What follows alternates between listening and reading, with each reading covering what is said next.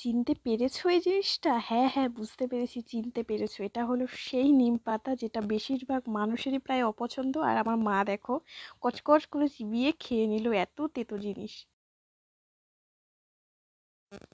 আসলে মায়ের তো সুগার আছে, তাই মাঝে মাঝে মাই নিম পাতা খায়, কিন্তু আমাকে খেতে বলে। আমার তো ভীষণ বাজে লাগে, গন্ধটা শুকেই তো আমার বমি চলে আসে।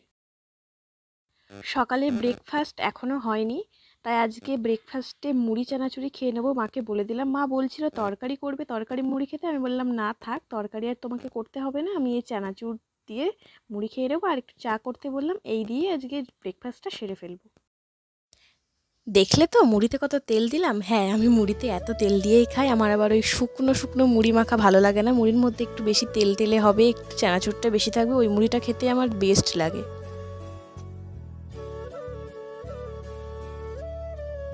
এক জায়গাতেই মেখেছিলাম, এবার মেখে এবার ভাগ করবো, মাকে দুটো দেবো, আমি দুটো নেবো। আর এই যে 2 কাপ চাও হয়ে গেছে, চাটা মায়ে করেছে। আর পেছনে দেখছো, ওটা হচ্ছে আমার পিসি। এই মাত্র আসলো পিসি, আরও দুটো পিসিও আসবে। আর এই দেখো মুড়ি খাচ্ছিলাম, পিসি আবার বাচ্চাদের মতো খাবার নিয়ে এসেছে আমার জন্য, সকলের জন্য নিয়ে এসেছে। এই যে বাদাম পাটালি, খেতে তো বেশ ভালোই লাগলো, মুড়ির সাথে দিয়ে একেবারে খাওয়া দাওয়া করে জল খেতে গিয়ে দেখি ও বাবা, বোতলে জল ভরা নেই একটাতেও। তো ঢপ থেকেই হাঁড়ির মধ্যে করে জল ঢালছে। একটা ফিল্টারের খুবই প্রয়োজন দেখছি, আনতে হবে ফিল্টারটা। এইভাবে হাঁড়ির মধ্যে থেকে জল ঢেলে ভরতে গেলে না অনেক জল প্রায় সব বোতলে জল ভরে এবার স্যাট ফ্রিজের মধ্যে ঢুকিয়ে দেবো। গরমে তো এই নর্মাল জল খাওয়াই যাবে না, ফ্রিজে ঢুকিয়ে দেবো সব বোতল, একেবারে মিশিয়ে মিশিয়ে খেতে দারুণ লাগবে।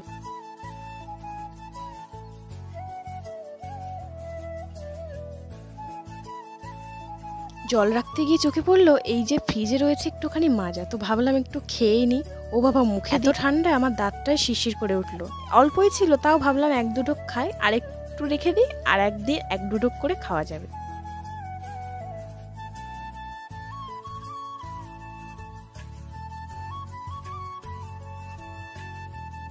চলো এবার একটু কাজে নামা যাক। অনেকদিন ধরে ভাবছি এখানটায় পরিষ্কার করব, করা হয়ে উঠছে না। আর এখানটায় না খুব নোংরা হয়, আসলে বেসিনে মুখ ধোয়া হয় তো ওই জলটা ছিটকে আয়নায় যায়, আর আয়নাটা নোংরা হয়ে যায়। প্রায় পরিষ্কার করা হয়, তা ওই জলের ছাপ ছাপ ছোপ ছোপ হয়ে যায়। এই দেখো কি সুন্দর পরিষ্কার হয়ে গেছে, দেখেছো?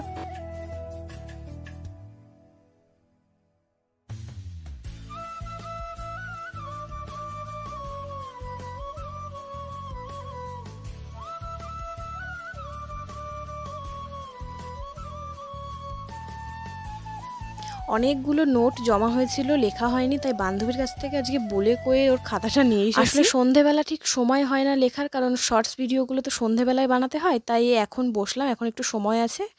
স্নান করে নিয়ে এখন খেতে বসলাম। আজকে মা রান্না করেছিল উচ্ছে ভাজা, শাক ভাজা, আর হচ্ছে একটা ঝোল ঝিঙে ডাঁটা আর বড়ি দিয়ে। আজ জন্য তো নিরামিষ, সে কারণে নিরামিষ পদই হয়েছে। আর দেখেছো কেমন বক বক করছি আর খাচ্ছি, কারণ পিসি ছিল তো, পিসির সাথে গল্প করছিলাম আর খাচ্ছিলাম। এদিকে দেখো আমাদের গল্পের শব্দ শুনে মাও চলে এসেছে গল্প করতে, সবাই মিলে গল্প করছিলাম আর খাচ্ছিলাম, বেশ ভালোই লাগছিল।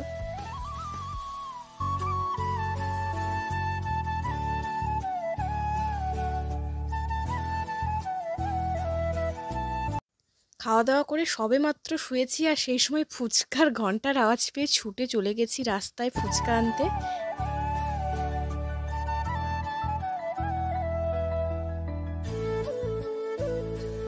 আহা, আলাদাই স্বাদ, এই স্বাদের ভাগ হবে না। চলো তাহলে ভিডিওটা আজ এখানেই শেষ করলাম, ভালো লাগলে অবশ্যই লাইক করো। টাটা, বাই বাই, ভালো থেকো।